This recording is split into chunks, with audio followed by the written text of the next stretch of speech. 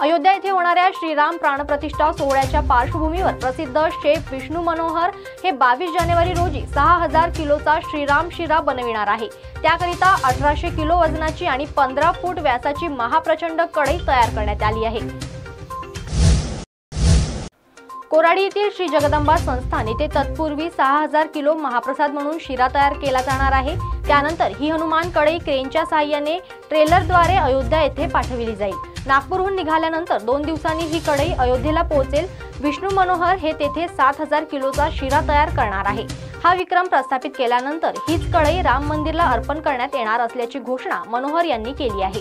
या आगळ्या उपक्रमाकरिता वापरली जाणारी प्रचंड कढई 15000 लिटर क्षमतेची आहे।